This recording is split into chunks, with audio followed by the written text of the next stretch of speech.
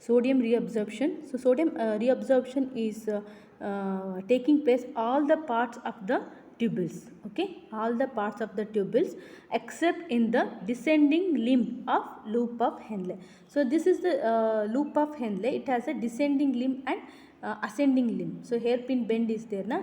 So when you are drawing, so this is descending limb and this is ascending limb. So in the descending limb of the loop of Henle, it is absent, okay. Sodium reabsorption is not taking place.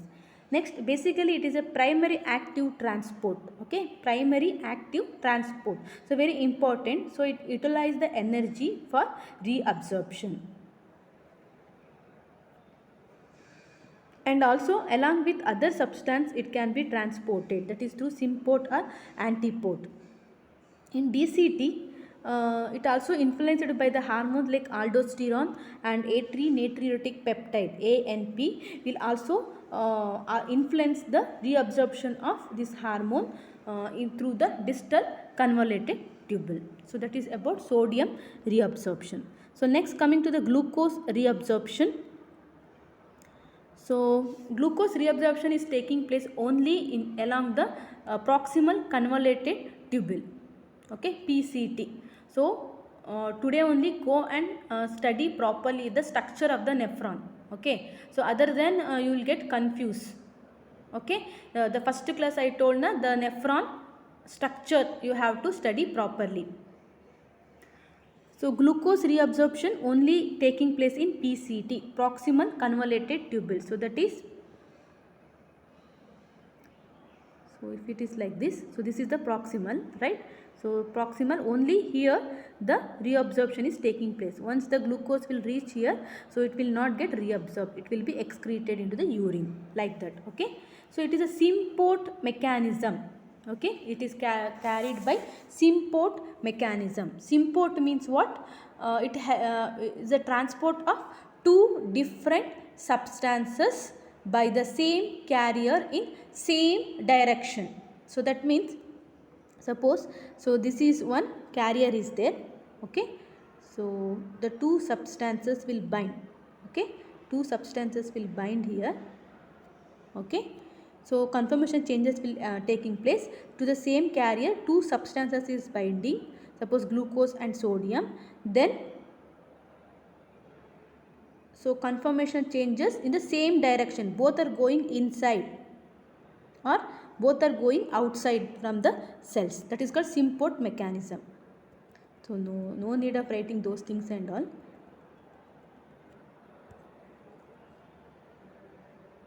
And co-transported with sodium. So always the glucose alone is not get reabsorbed along with the sodium. Now sodium wants to go, so it will bind to the carrier. To the same, the glucose will also bind and co-transported. So secondary active transport. So you can see the diagram now. So this is SGLT2 is one carrier protein. It is one carrier, okay. So now the sodium will bind to this carrier. When the sodium binds, the glucose will also bind, okay. So this is inside, that is PCT, epithelial cell, okay. So peritubular space. So when it reaches the peritubular space, it is going to the through the blood, go back to the blood, means go back to the body. So like this, a lumen. So now sodium and glucose will bind to the same SGLT2, or you just write the carrier. Both will enter the PCT cell, sodium and glucose. The sodium will exchange with the potassium, okay, will exchange with the potassium. So but the glucose, there is a glucose transporter is there, GLUT2, GLUT2. This glucose bind to this carrier, glucose carrier. So then it is coming back to blood or peritubular space. So that is the reabsorption of glucose.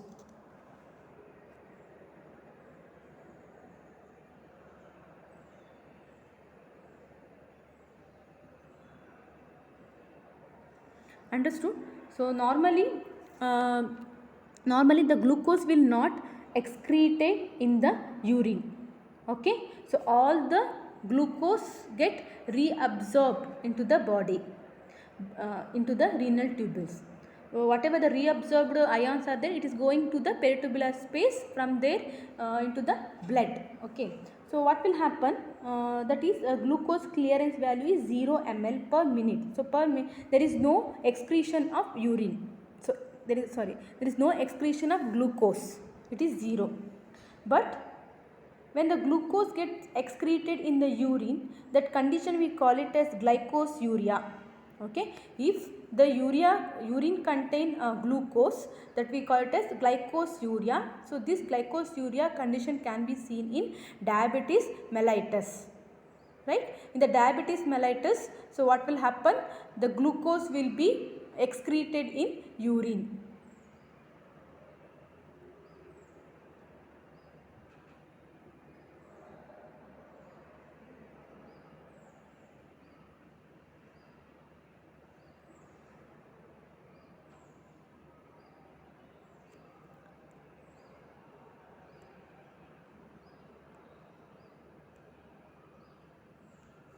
So if you see the renal threshold for glucose, that means renal capacity to hold the glucose is tubular maximum for glucose TMG is 375 mg per minute, and in a female it is 300 mg per minute. Okay, so that means, so now suppose in the tubule, the PCT, the I am telling about the female. Okay, so 300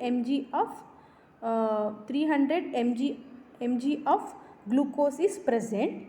So all the 300 mg get reabsorbed. So that is the concept. But what will happen? So the renal threshold above 180 mg only, the if it above 180 mg the glucose percentage, the urine will contain glucose. The glucose get excreted when the blood glucose level exceed the 180 mg per second, mg percentage. Okay, so normally the glucose is not excreted in urine. The renal threshold for glucose is, in male it is 375 mg, in female it is 300 mg. But the glucose starts getting excreted when the blood glucose level exceeds the renal threshold of 180 mg percent. So that is called renal splay. Okay, so that is called splay, renal splay. The actual renal threshold is less than the predicted renal threshold for tubular maximum, that is called, and deviation can be seen, that is called renal splay. So this renal splay is different affinity of glucose transporter and heterogeneity of tubular maximum of different nephron. So here the thing is, there are 300 mg maximum capacity is there for renals, but still if it is 180 mg only, if the glucose is 180 mg, it starts appearing in urine. So that is called deviation. Of this deviation we call the renal splay. So renal splay is because of different glucose transporter. Okay, and the tubular maximum is not the same. Heterogeneity means different. It is different for different nephrons. So for these two reasons, above 180 only, the glucose will start appearing in urine. That is the concept. Okay. Okay. So that's complete the glucose reabsorption. The last one is water reabsorption. Next is a water reabsorption. So water reabsorption, the reabsorption of water is taking place in all parts of the tubules. Okay, so except in ascending limb. Okay, so in the ascending limb, the water reabsorption is not taking place. Okay, so in all parts the water reabsorption is taking place. So it is classified into, one is obligatory reabsorption and facultative reabsorption. That means water reabsorption is taking place in two methods. Okay, one is obligatory and another one is facultative. First one is obligatory reabsorption. So it is a type of water reabsorption in PCT. So only in PCT, the proximal convoluted tubule, it is taking place, obligatory reabsorption of water. So here what will happen, the sodium wants to get reabsorbed, Okay, the sodium is reabsorbing. So along with the sodium, the water is also get reabsorbed. Okay, when the sodium is reabsorbed from the tubule, at the same time what will happen, there is osmotic pressure decreases. Okay, so osmotic pressure decreases. Due to osmosis, the water get moved from renal tubule. So obligatory means the sodium wants to reabsorb. When the sodium get reabsorbed, okay, sodium get reabsorbed, at the same time, so when the sodium get reabsorbed, what will happen here? So within the cell, renal nephron, the osmotic pressure decreases. To maintain the osmotic pressure, the water is also get reabsorbed. So this type of reabsorption, we call it as obligatory reabsorption, understood by osmosis. So when you drink when you eat any salty food, so salty food mainly contain what? Salt, sodium chloride, right? So that time sodium get reabsorbed in the renal tubules. So you will drink more and more water, because when the sodium get reabsorbed, water is also get reabsorbed. Okay, so more water. Diuresis is taking place. Okay, to avoid that, you will drink water also. So that is obligatory reabsorption. So next is the facultative water reabsorption.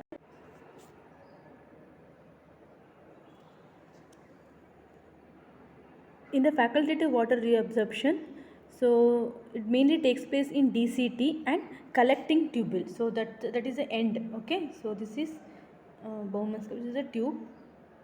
So this is distal convoluted tubule, and in the collecting duct. So this is a collecting duct where urine get collected. So what will happen? So in the DCT and collecting duct, by the action of a hormone, very important, that is antidiuretic hormone, ADH.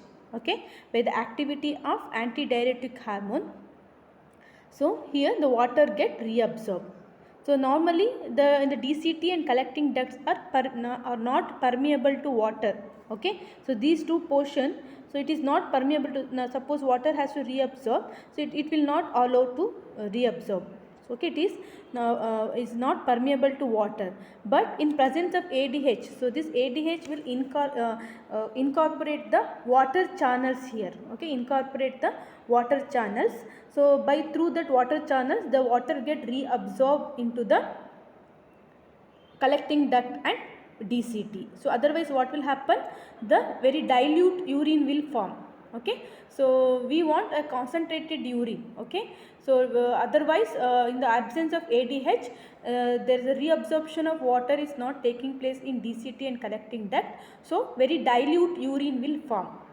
Okay, so these segments become permeable to water, so it is get reabsorbed. That is called facultative water reabsorption. Okay, same thing. So antidiuretic, by the action of antidiuretic hormone, the water channels are get incorporated into the epithelial cells. So in the absence of this hormone, so there will be abnormal increase in urine output, because water is not reabsorbing. So water is going more and more through the urine. So it will be high as 22 liter per day. So normal it is urine output is 1 to 1.5 liters per day, normal value. So it become very high, that is maximum water reabsorption is taking place in DCT and collecting tubule. So this condition, this type of diuresis, we call it as water diuresis. So diuresis means increased volume of urine output. Increased volume of urine output is called diuresis. So that's complete the water reabsorption. So in the tubular reabsorption, you have to study sodium, glucose and water reabsorption. The last one is a tubular, sorry, here U is missing. So tubular secretion. Okay, so tubular secretion,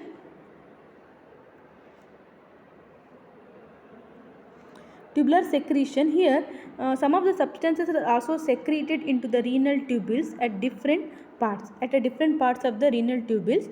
Some of the substances like hydrogen ion. Okay, hydrogen ion is secreted in all parts of the tubules. Okay, and potassium is secreted in DCT, like that.